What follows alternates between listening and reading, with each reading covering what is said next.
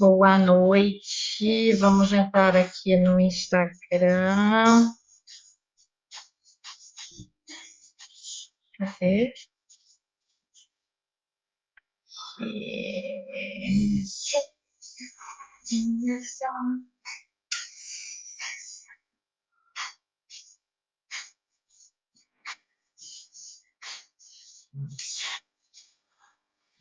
Dá um tempinho pro pessoal entrar. Boa noite.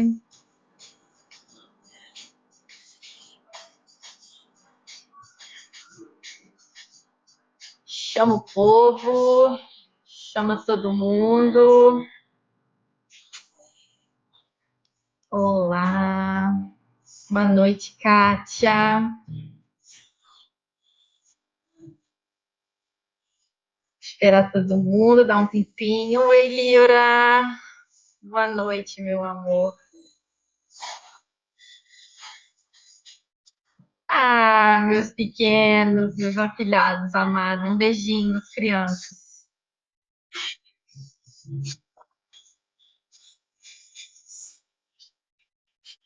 Dá um tempinho para a galera entrar. Como chamar as pessoas pelo WhatsApp?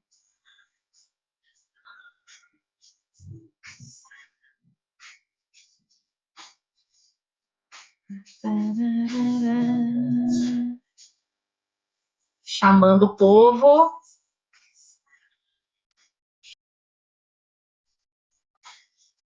Chamando todo mundo.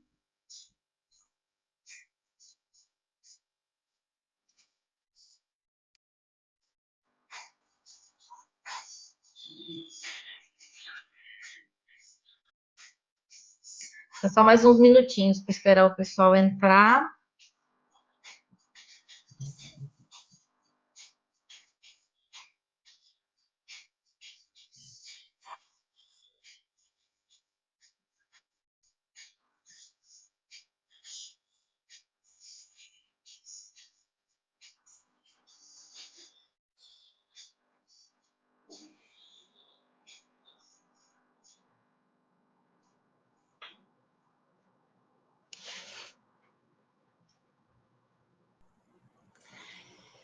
Só mais uns minutinhos. A gente vai falar sobre equilíbrio emocional hoje. Oi, mames! Mudou de música, Brasil. Deixa eu botar aqui uma outra musiquinha pra gente começar. Pra gente já ir entrando no espírito. Olá, Edu. Boa noite. Seja bem-vindo. Bom, gente, acho que podemos começar. Ainda estamos em poucas pessoas, mas isso não importa. Importa que a gente esteja aqui criando essa comunhão, esse ambiente e a gente comece o nosso tema. Deixa eu abrir aqui a minha colinha.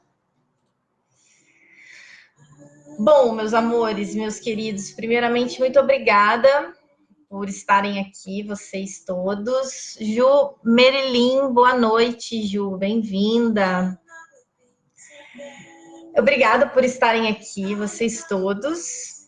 Hoje a gente vai falar sobre equilíbrio emocional, foi um tema que vocês mesmos pediram quando eu publiquei lá nos stories, perguntando o que vocês gostariam de ouvir aqui. E Então, hoje, a semana passada a gente começou essas lives, a gente falou sobre repetição de padrão, sobre aqueles comportamentos, né, que a gente está sempre fazendo e não consegue muito sair disso. E hoje a gente já vai falar de equilíbrio emocional. Né? No fim, são temas que estão sempre interligados. E antes de começar a falar do tema propriamente dito, deixar aqui aquele nosso alerta. Se você é uma pessoa que está em depressão, em ansiedade ou com qualquer tipo de transtorno psíquico, você é muito bem-vindo para estar aqui nesse grupo, para participar dessas reflexões, para aproveitar esse momento que a gente vai ter aqui. E só te peço com muito carinho, com muito amor no meu coração, que você busque a ajuda de um profissional da área da psicologia, de um psicólogo, de um terapeuta, de uma psicóloga, ou até mesmo de um médico, dependendo da sua situação, porque o trabalho de coaching é um trabalho, sim, de reflexão, de autoconhecimento, de mudança de atitude, porém ele é um trabalho que tem uma outra abordagem. Então, se você se encontra em algum desafio psíquico que requeira mais cuidado, que requeira mais atenção, sinta-se mais do que acolhido e acolhida para buscar essa ajuda. Tá bem? E sinta-se bem-vindo também aqui nesse nosso espaço para a gente refletir um pouquinho sobre esse assunto. Então, dito isso, se vocês quiserem colocar alguma pergunta, fazer alguma pergunta, pode colocar aqui nos comentários do Facebook, pode escrever aqui nesse quadradinho da interrogação, aqui no Instagram. E no decorrer da live eu vou prestando atenção para poder responder, tá bem? Oi, Bárbara, boa noite, minha querida, bem-vinda, estava te esperando. Muito bem, então, quando eu coloquei lá nos stories as perguntas, né, do que vocês queriam saber sobre esse tema, o que seria importante para vocês a gente falar aqui hoje, né, e algumas pessoas trouxeram que identificam quando estão em desequilíbrio emocional, quando sentem raiva, quando tem muita bagunça no seu guarda-roupa, ou que estão querendo arrumar todas as coisas, assim, manter tudo muito organizado. Quando absorvem muitas demandas e não conseguem atender a todas elas, né? E também quando querem tudo absolutamente correto, determinado. Boa noite, Yara, bem-vinda, querida. Obrigada pela sua presença. Então, esses foram quatro sinais, vamos dizer assim, que vocês trouxeram, que vocês identificam que estão em desequilíbrio emocional. Deixa eu silenciar aqui a nossa querida protagonista da noite de hoje, que vai ser essa cantora, a gente já vai falar dela daqui a pouquinho. E também vocês trouxeram que as maiores dificuldades, assim, foi muito interessante vocês trazerem esses dois pontos, que é vencer a preguiça de recomeçar, né? Sempre que alguma coisa sai do controle, a gente entra em desequilíbrio, e focar no objetivo e não no que deu errado. São dois dos desafios, os maiores desafios que vocês trouxeram para vencer o desequilíbrio emocional. Então, para a gente refletir na noite de hoje sobre esse assunto, né, como é de praxe, eu trouxe dois textos, Olá, Dayana, boa noite. Trouxe dois autores para nos ajudar a refletir aqui sobre esse assunto. Né? O primeiro dele é o Freud, que eu adoro, com o texto Luto e Melancolia. Trouxe refletir em cima desse texto para preparar o estudo de hoje. E também Spinoza, que é outro autor que eu sou apaixonada. E do Spinoza eu trouxe o texto de um pesquisador dele, da USP, chamado, deixa eu virar aqui um pouquinho para poder enxergar, Marcos Ferreira de Paula. E o texto dele chama-se Alegria e Felicidade, a experiência do processo liberador em Spinoza. E também, para preparar a nossa reflexão de hoje, trabalhei em cima de uma palestra do professor Vladimir Safatov, onde ele fala sobre o livro dele, Circuito dos Afetos, falando bastante sobre Spinoza também. E essa foi uma palestra chamada O Colapso do Indivíduo e Seus Afetos. É uma palestra que foi ao ar pela TV Cultura no Brasil para o programa Café Filosófico. Então foram esses dois autores como base, né, basicamente, o Freud e o Spinoza. Então, para a gente iniciar assim, a nossa reflexão, eu vou contar um pouquinho da história dessa cantora que vocês estavam ouvindo agora há pouco, que é a India Arie. Ela é uma cantora de black music americana, né? Uma cantora de soul. E ela é filha de um ex-jogador da NBA, alguma coisa Simpson, e de uma cantora da Motown, aquela gravadora também muito famosa, que lançou cantores como Steve Wonder, The Jackson 5, Al Green. A mãe dela cantou com esses cantores quando era adolescente. Então, a India Arie vem de uma família de artistas, né? Ela vem de uma trajetória de arte. Então, isso sempre foi o que ela fez. Isso sempre foi... A identidade dela foi toda construída em torno disso. Então, ela estava sempre tocando, estava sempre cantando, estava sempre praticando, aperfeiçoando esse dom com o qual ela nasceu. Então, ao longo da carreira dela, ela fez muito, muito, muito sucesso no início dos anos 2000. Eu lembro que ela foi trilha sonora de uma novela que passou no Brasil, chamada, deve ter passado aqui em Portugal também, chamada Um Anjo Caiu do Céu, lá no início dos anos 2000. E ela fez muito, muito, muito sucesso. Ela ganhou 4 Grammys ao longo da carreira. E num dado momento, ela estava no top mesmo dos rankings da Billboard, que é um ranking muito importante lá nos Estados Unidos. Num dado momento da carreira dela, né, que ela já estava nesse sucesso todo, ela recebeu 7 nomeações para o Grammy, que é um prêmio muito importante da música, e ela perdeu nas 7 categorias. Ela perdeu todas as nomeações que ela recebeu, e a crítica foi com tudo em cima dela. A crítica foi para cima mesmo, massacrou, e ela ficou muito mal com isso. Porque as músicas da Índia, elas sempre foram músicas de empoderamento do ser humano, né? De encorajamento, que inspiravam autoconfiança, que inspiravam coragem, enfim, autoestima. E quando isso aconteceu com ela, ela ficou muito abalada. E ela deu uma declaração, né, de que naquela altura essas músicas eram mais uma profecia do que ela queria ser, né? Ela era uma artista, até hoje, né, uma artista com um dom natural que foi muito trabalhado, foi muito aperfeiçoado ao longo dos anos. E num dado momento, quando ela viu que ela perdeu uma série de prêmios que, segundo os ditames, né, da indústria da música, são o que determinam um artista de sucesso, ela ficou muito, muito arrasada, né? Ficou muito balançada com isso. E então ela começou a perceber que ela estava no lugar errado. Começou a sentir que a indústria da música não era o lugar adequado para ela expressar quem ela realmente era. Então, isso, em 2009, ela resolveu fazer um retiro. Resolveu ir para outro lugar, se afastar mesmo da indústria musical, porque era a chance que ela tinha, e ela se despediu do público dando essa declaração, era a chance que ela tinha de construir uma vida e uma carreira que realmente tivesse a ver com ela, com a verdade dela, e não com as expectativas das outras pessoas a respeito do que ela deveria ser, né? Do que era uma cantora de sucesso, do que uma cantora de sucesso deveria ter, fazer, ganhar em termos de prêmios, enfim. Então, ela foi para esse retiro e, dentro da espiritualidade dela, pediu que Deus mostrasse para ela onde ela deveria estar, né? 3 anos depois que ela ficou nesse retiro, que ela ficou totalmente em off, ela já lançou o 5º álbum da carreira. E aí, quando ela foi fazer esse lançamento, ela deu uma entrevista para Oprah, dizendo que pela primeira vez ela tinha acessado o poder pessoal dela. Que até então ela estava fazendo músicas que sim falavam sobre ela, sobre a opinião dela, sobre a jornada pessoal dela, mas ela ainda não tinha incorporado isso, não tinha aterrado essa identidade, ela não tinha tomado posse dela mesma, né, de quem ela é.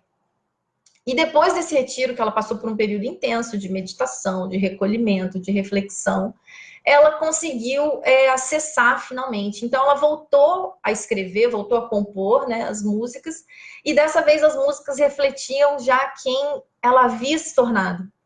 Então, essas músicas começaram a ser uma partilha do crescimento pessoal que ela teve, e ela estava ali expressando quem ela era. Ela não estava mais fazendo da música um meio para um fim. Ela não estava ali mais fazendo uma música comercial para atender as expectativas da indústria.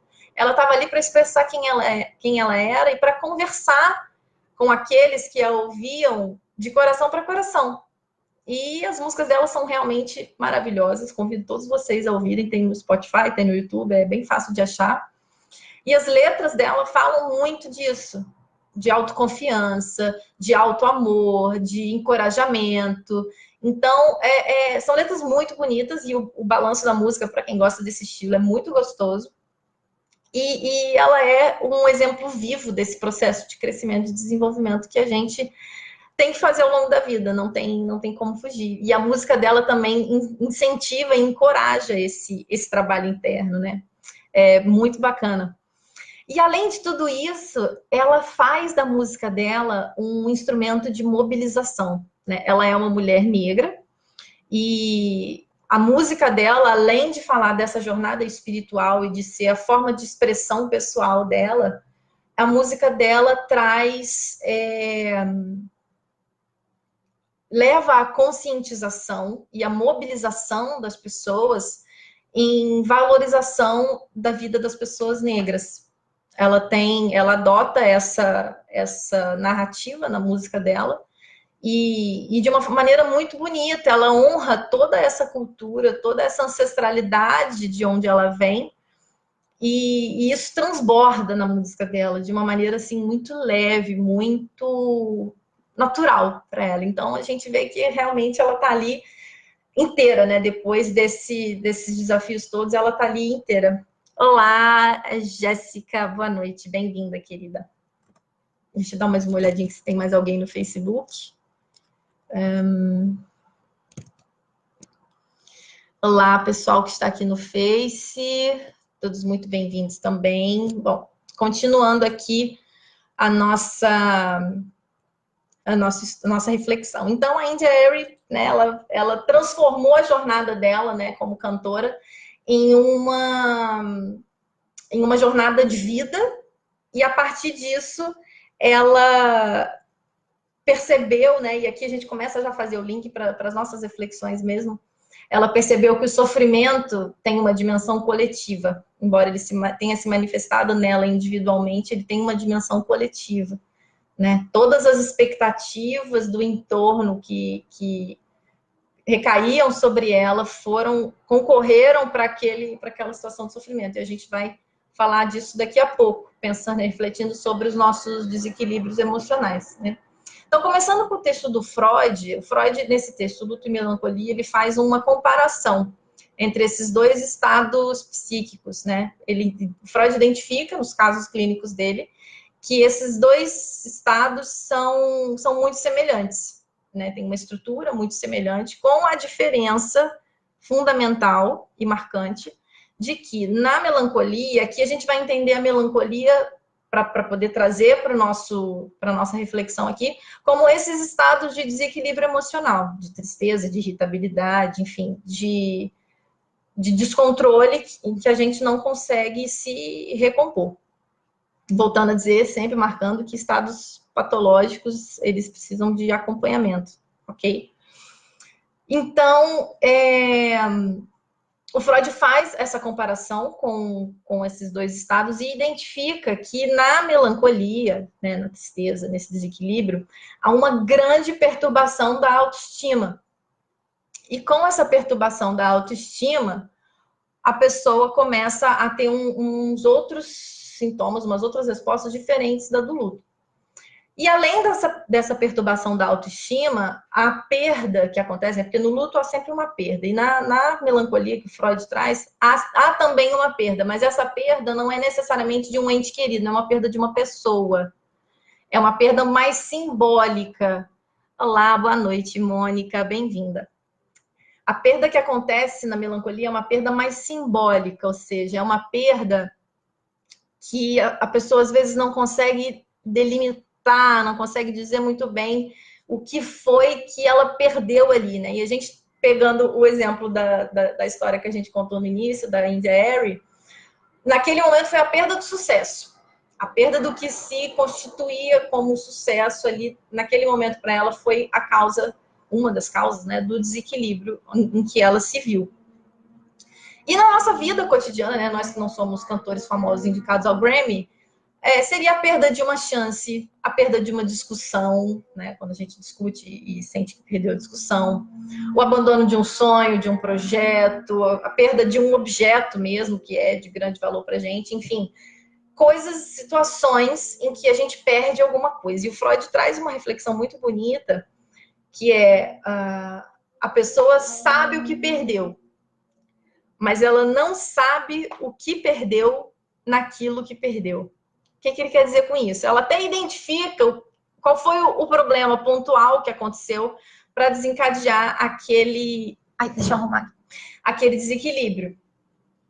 Mas ela não consegue perceber muito bem que parte dela que foi esgarçada ali, que tá desestabilizada, e que ela não consegue recuperar de imediato, e isso alimenta esse estado de desequilíbrio. Então, o Freud vai caracterizar, né, esse sofrimento, né, aqui eles chamam de melancolia, com três pontos básicos. Né? A primeira é essa perda desse objeto de desejo. Né?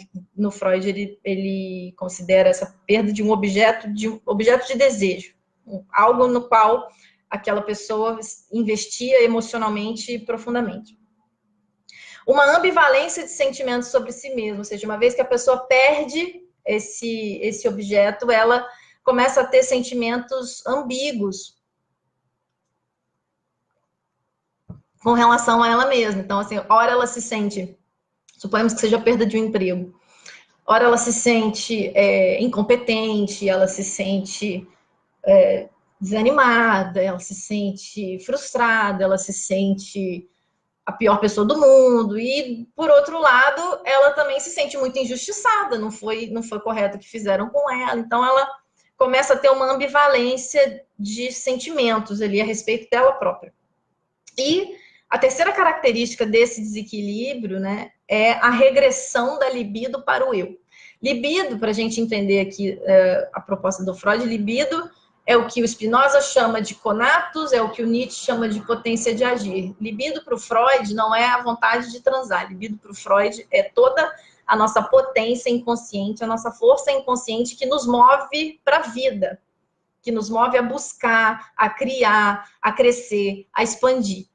Isso é libido para o Freud, tá? Então, a gente aqui tem que perceber o significado dos termos. Então, na melancolia, toda essa força, toda essa energia que é a libido, que é essa vontade de ir para a vida, e todo aquele investimento pessoal que estava no objeto, que se perdeu, ele volta para a própria pessoa, volta para o ego.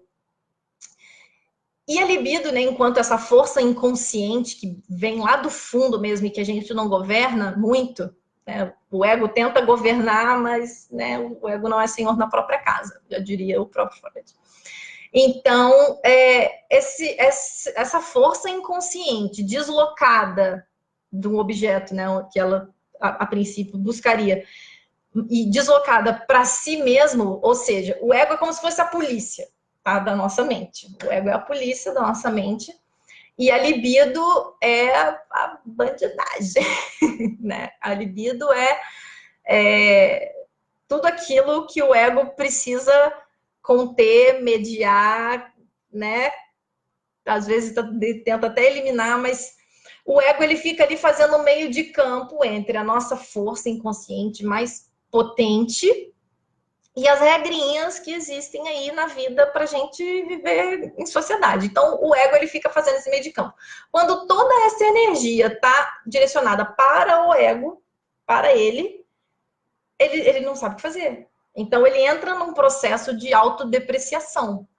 A pessoa começa a entrar num processo de autodepreciação, porque toda essa energia que era para estar sendo direcionada para um objeto, o que quer que seja, esse objeto se perdeu, essa perda não foi elaborada, não foi trabalhada, e então essa energia fica toda para a própria pessoa, mas não de uma maneira saudável. E aí é onde entra o desequilíbrio emocional, onde ele surge, né? É onde eu tenho uma discussão, aquela discussão já acabou, já perdi aquela discussão, mas fica aqui, ó, fica aqui na cabeça aquela discussão que não acaba, não termina, e a gente fica sofrendo com aquilo, porque a nossa libido, né, que estava ali forte naquela discussão, né, de eu preciso provar um ponto, eu preciso mostrar para essa pessoa determinada coisa, aquela coisa, é como se diz, eu estou ali fazendo aquele investimento, e aquele objeto some, ele desaparece, e eu não sei o que eu faço com isso, né? Então eu entubo a minha própria potência e fico sem ter para onde canalizar ela. Isso fica me gerando uma série de desequilíbrios. Então, há uma substituição do conflito real, que, né, que é o próprio mundo da vida, e aqui quando a gente fala de conflito, a gente fala da própria vida de relação, não só o conflito briga, mas o conflito, esse embate, esse choque de afetos, que a gente já vai falar daqui a pouquinho quando chegar no Spinoza. Então, esse conflito, que é o conflito de onde se cria, ele é desviado para esse conflito interno, onde só acontece fica se remoendo aquela situação, aquela perda, em vez de ser elaborada. E muito bem, e qual é a circunstância, né? O indivíduo fica incapaz de direcionar essa energia para um novo objeto. É o que uma pessoa daqui que está com a gente falou sobre a dificuldade de focar no objetivo e não no que deu errado e que tirou ela do equilíbrio dela. É basicamente isso. A gente tem a dificuldade de voltar a nossa atenção para o nosso objeto de desejo, para o nosso objeto de amor, para o nosso objeto libidinal, né, na linguagem do Freud. Então, a tarefa aqui, né, o trabalho a ser desenvolvido dentro da gente é justamente esse exercício de voltar a nossa energia, a nossa potência, a nossa força para um objeto de amor, para algo que a gente possa criar, para algo que nos faça expandir. Essa é a nossa tarefa, esse é o nosso exercício de superação do desequilíbrio, né? E aí aqui a gente já pode fazer um link para o pensamento de Spinoza, né, que vai falar dos afetos. E aqui é um ponto muito importante para a gente trabalhar, porque a gente vive num momento de grande individualismo, embora existam muitos movimentos coletivos, há um grande individualismo. O nosso senso de coletividade, talvez por isso existam muitos movimentos coletivos identitários, o nosso senso de coletividade, ele anda abalado, né? E é preciso perceber com muita lucidez, assim, muita tranquilidade, que existe uma dimensão coletiva do nosso sofrimento. Ninguém sofre sozinho. Eu sou essa pessoa aqui, de controle, estou sofrendo, eu mesma, e só eu mesma, né? Não tem mais nada. Isso não existe. Os nossos sofrimentos, as nossas dores, elas têm um componente coletivo inafastável. Por que existe esse componente coletivo inafastável? Porque a nossa vida toda, ela é determinada e determinante das histórias que nós contamos para nós mesmos a respeito de nós mesmos, né? Então, quando vem uma situação de desequilíbrio emocional, né, e essa situação desencadeada por qualquer tipo de perda, a minha reação, a minha resposta a essa perda, ela é só a ponta de uma série de camadas de narrativas, de histórias, de crenças, de valores e de pensamentos e que a cultura construiu e ela desemboca ali no sofrimento psíquico. Então, e o professor Safato fala isso muito bem, há uma dimensão coletiva do sofrimento e é preciso que a dimensão psíquica, né, das pessoas, né, o sofrimento psíquico das pessoas seja levado em conta para a construção de novos modos de vida coletiva. Essas coisas nunca estão separadas. A nossa dimensão individual e a dimensão coletiva, e a gente tá falando de cultura, de super estruturas, mas a gente pode falar aqui a minha dimensão individual vai afetar na minha família, que hoje sou eu e meu marido. Somos só 2 pessoas. Mas a minha dimensão individual afeta a forma como nós 2 funcionamos enquanto todo, enquanto sistema, né? Então, toda essa narrativa que existe, todas essas histórias que nós contamos para nós mesmos, a respeito de nós mesmos, elas determinam os nossos sentimentos, as nossas ações, os nossos pensamentos, a nossa fala, elas determinam isso. E também elas são influenciadas pelos nossos sentimentos, pelas nossas ações, pelas nossas falas. Por quê? Porque toda essa estrutura narrativa, toda essa razão que diz que as coisas são assim, que ser uma artista de sucesso é ser uma artista que é indicada ao Grammy e ganha, né? Toda essa razão, ela desconsidera os afetos, ela desconsidera a dimensão emocional, porque a nossa cultura ocidental se estruturou muito assim, num pensamento em que o corpo, as emoções, elas só atrapalham a razão. Então, a emoção não serve para nada. A emoção só serve para atrapalhar a cabeça da gente, não deixa a gente pensar. E a proposta que o Spinoza vem trazer, e é uma proposta na qual o Freud foi buscar inspiração, né? O Freud é posterior ao Spinoza. Algo pensa em mim. Essa frase é do Nietzsche, que também pensou em Spinoza, né? A partir de Spinoza. Algo pensa em mim. Né? Não é só penso, logo existo. Não é só sou um ser racional e pronto, e acabou. Eu tenho um corpo, eu tenho um sistema emocional, eu sou um todo complexo que está aqui reagindo. Então, assim, a razão muitas vezes nos falha, nos escapa, porque a razão é uma dimensão do todo que a gente no final das contas. Então, essas narrativas, elas desconsideram a razão, elas desconsideram a emoção, essa dimensão dos afetos, e isso acaba muitas vezes sendo gerador de grande sofrimento psíquico. Principalmente porque essas narrativas vão querer determinar até o que a gente deve ou não sentir, até o que a gente deve ou não perceber, até o que a gente deve ou não perceber. Quer ver um exemplo? Se todos os funcionários de uma empresa, tá? A gente está falando aqui de narrativas que são construídas para que a vida social funcione, ok? Ok. Estamos falando de uma empresa. Vocês acham que se todos os funcionários de uma empresa soubessem de tudo o que acontece na administração, todos os detalhes, todas as decisões tomadas a portas fechadas, será que a motivação deles para trabalhar seria 100%?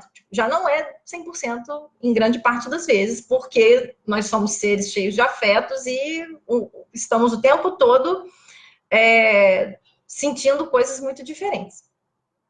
Então, será que se esses colaboradores soubessem de tudo o que acontece, eles trabalhariam do mesmo jeito?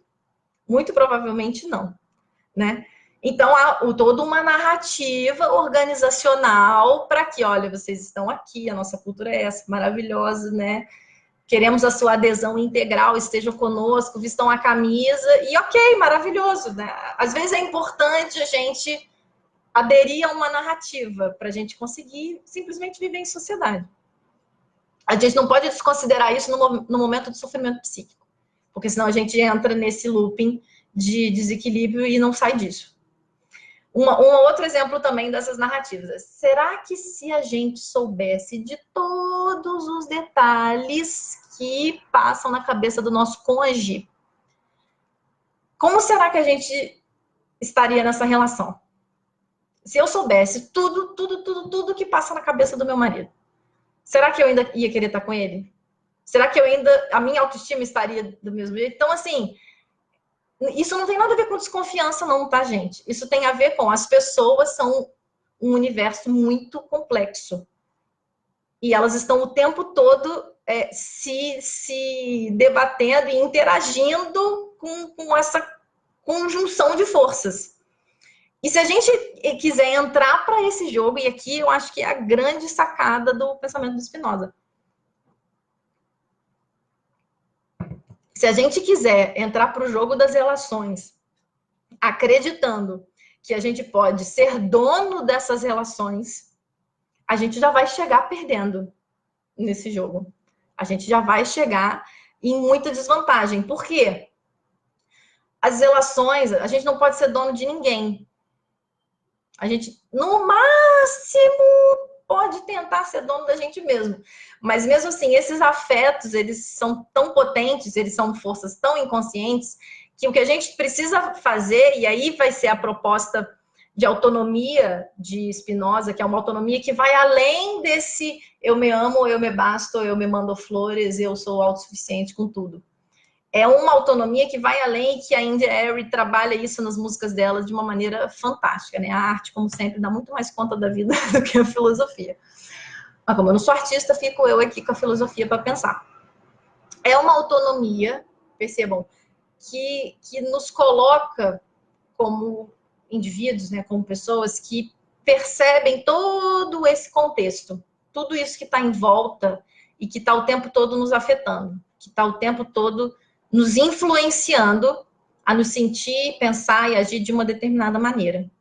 Então, se eu desenvolvo a autonomia da percepção de que eu sou uma parte disso tudo que está acontecendo aqui ao meu redor, e com essa percepção eu posso tomar uma decisão de não servir, de não ser servo, de não entrar no estado de servidão diante de todos esses fatores, mas sim de criação.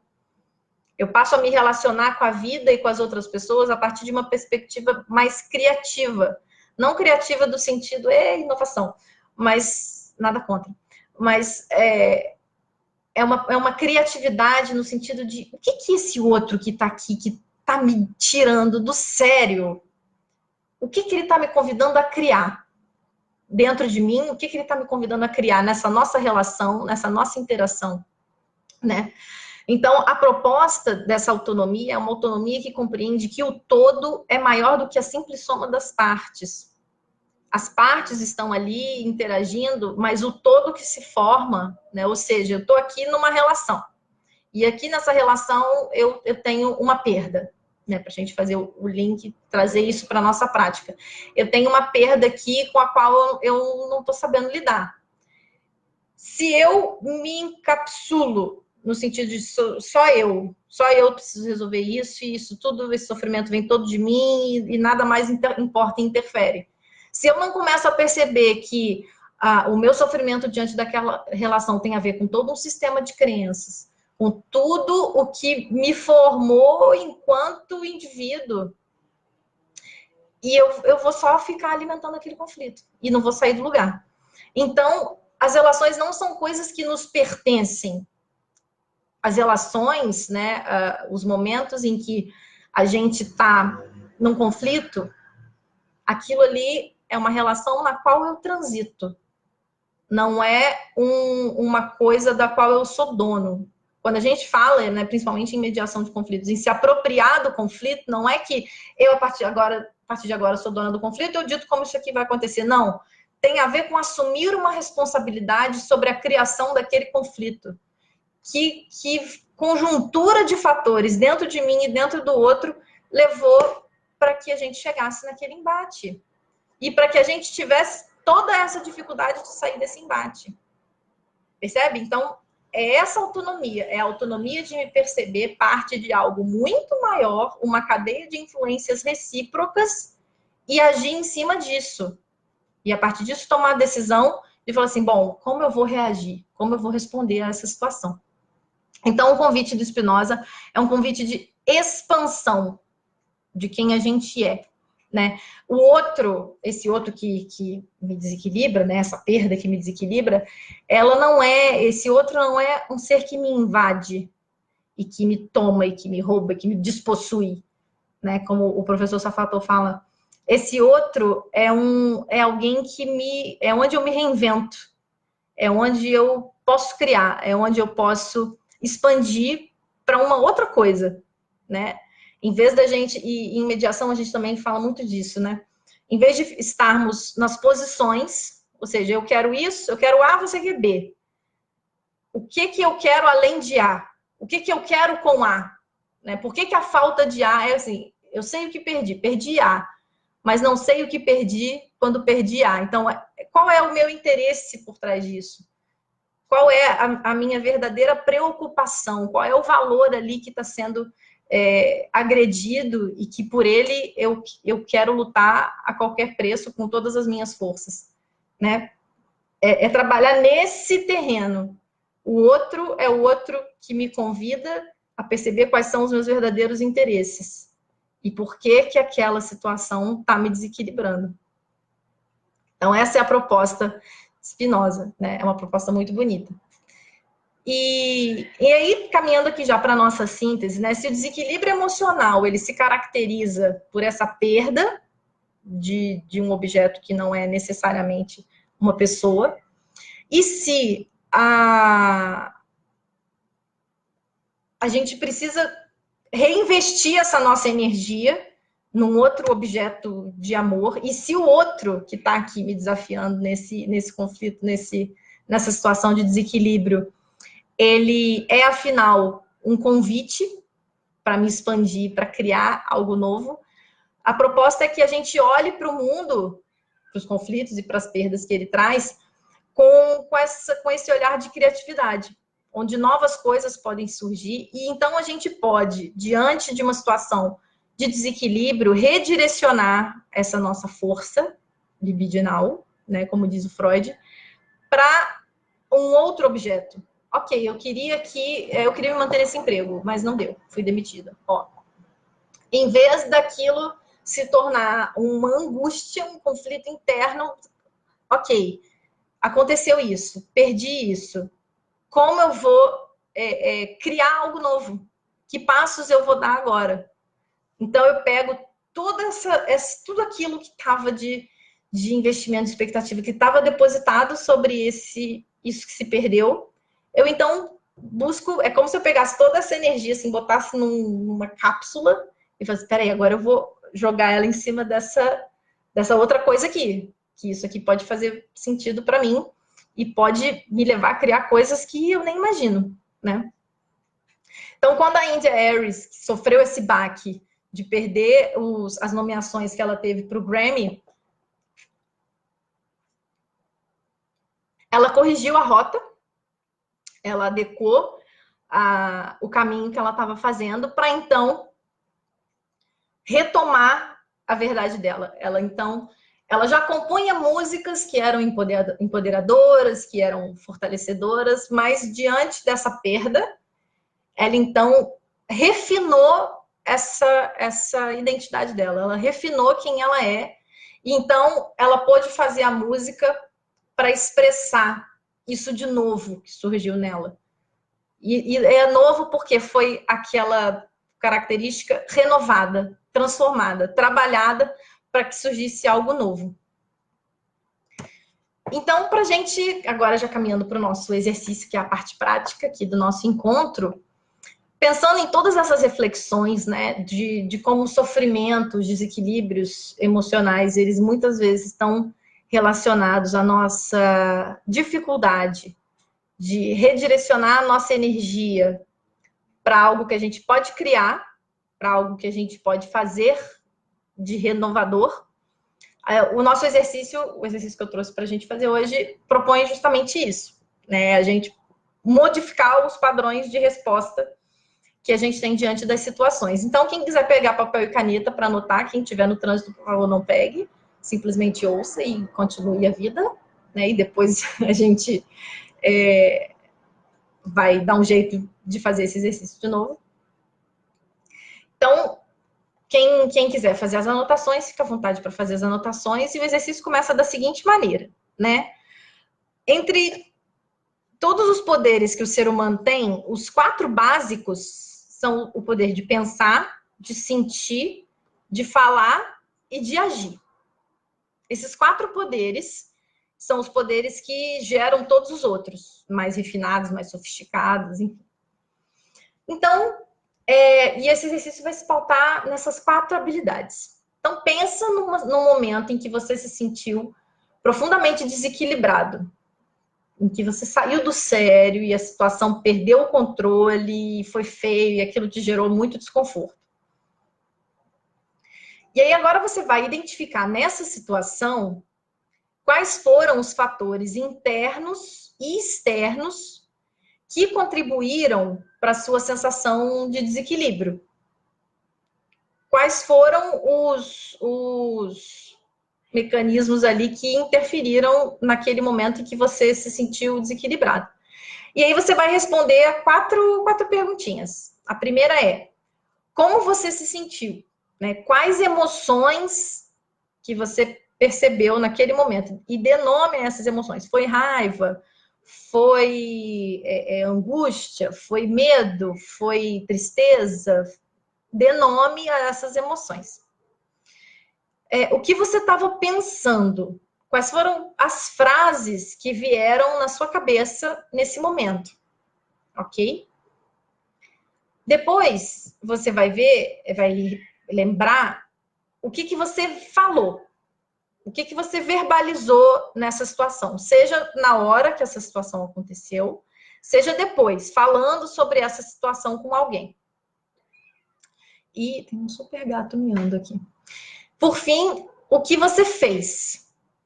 Como você se comportou nessa situação em que você perdeu o seu equilíbrio, né? Que você perdeu o controle.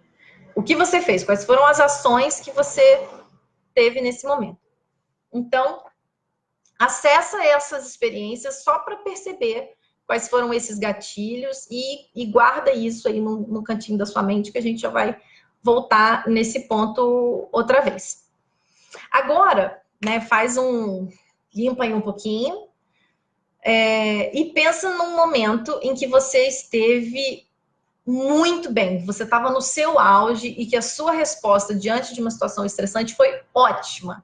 Que você sentiu que você estava ali pleno, cheio de vigor, cheio de capacidade, clareza, equilíbrio, ainda que você estivesse com raiva, tivesse aborrecido, tivesse irritado, mas que a sua resposta a essa situação tenha sido uma resposta equilibrada, sadia e que tenha gerado boas consequências para você.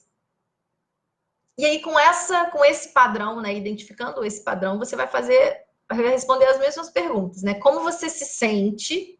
Quais são as emoções que você sente nesse estado? O que você pensa? Quais são as frases que vêm na sua cabeça? E o que você diz sobre isso? O que você verbaliza a respeito dessa situação? E, por fim, o que você faz nessa situação?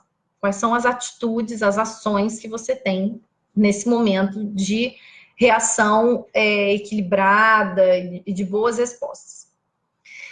Agora que você está aí ligado a essas sensações, né, a todos esses poderes, né, de sentir, de pensar, de agir, de falar, você vai pegar todos esses recursos e vai associá-los a um símbolo. Pode ser um símbolo, pode ser um objeto, pode ser uma cor, pode ser uma forma geométrica, pode ser um animal, pode ser uma representação, o que quer que seja, qualquer coisa que possa simbolizar para você de uma maneira positiva todos esses pensamentos, sentimentos, emoções e comportamentos. Algo que possa realmente materializar isso.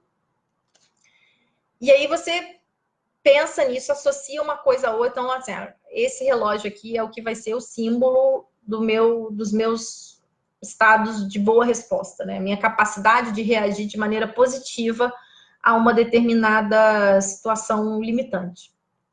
E aí você vai pensar, né, sempre nesses recursos todos maravilhosos que você tem aí dentro de você e vai colar aqui nesse objeto.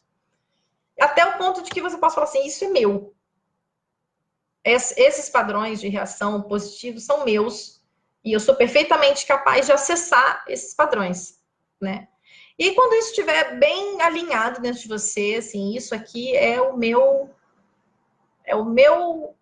minha mágica para responder com equilíbrio às situações de estresse. Agora você vai pegar esse objeto, né? Se for um objeto mesmo, pode pegar, mas pode fazer isso mentalmente.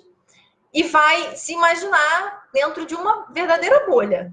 Como se tivesse algo em torno de você, um domo, onde todos esses recursos, todas essas respostas positivas estão saindo naturalmente de você. Isso está fluindo de uma maneira muito natural, transparente, equilibrada, gostosa, prazerosa. Isso não é um desafio para você. Isso é o seu natural. E aí você vai repetir para você mesmo. Essa é a minha zona de poder. Eu sou totalmente responsável por aquilo que sinto, por aquilo que penso, por aquilo que falo e por aquilo que faço. E você vai repetir para você de novo. Essa é minha zona de poder. Sou totalmente responsável por aquilo que sinto, por aquilo que penso, por aquilo que falo e por aquilo que faço.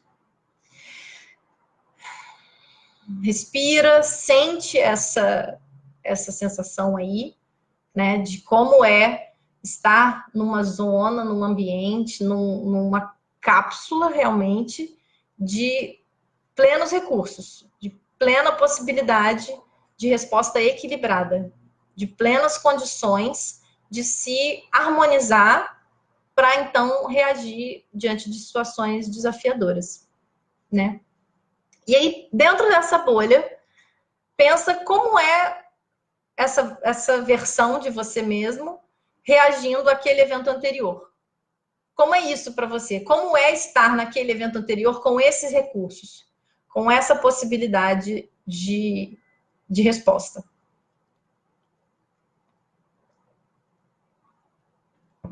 Agora que você já percebeu que com esses recursos, dentro da sua zona de poder, você consegue ter respostas diferentes a eventos desafiadores, se imagina caminhando com essa bolha e com esse objeto, com esse símbolo dos seus recursos para eventos futuros.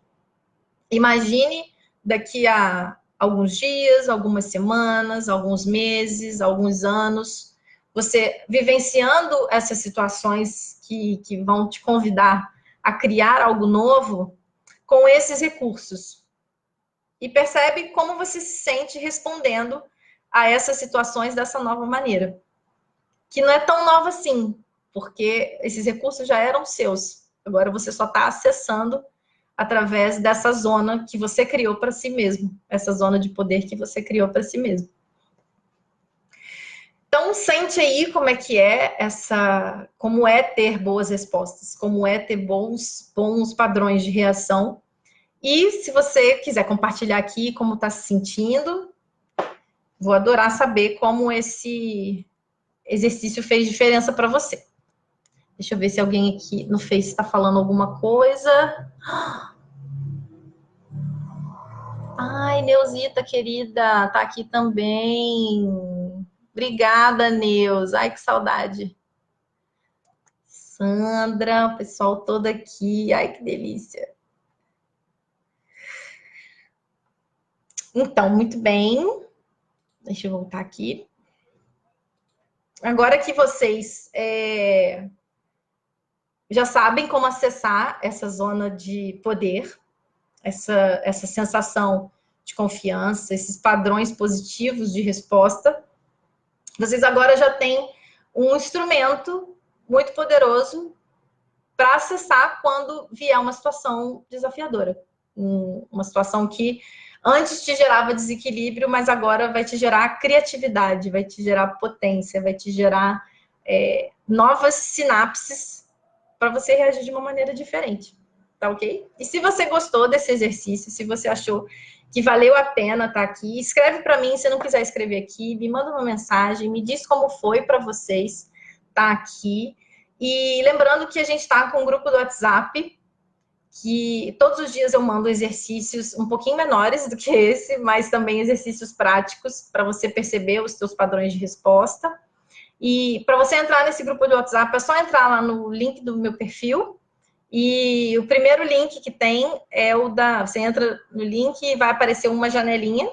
O primeiro link já é o grupo do WhatsApp, um VPD. Entra lá para descobrir o que a gente está fazendo, o que a gente está trocando lá. Todos os dias eu mando alguma coisa, mando um exercício para a gente tomar mais consciência e, então, poder fazer as transformações que a gente quer fazer na nossa vida. No mais, muito obrigada por estarem aqui. Foi um prazer dividir isso com vocês. Cada quinta-feira aqui, A gente vai adotar isso agora por padrão. É uma alegria enorme poder partilhar isso com vocês. Eu aprendo muito preparando essas lives. E é isso.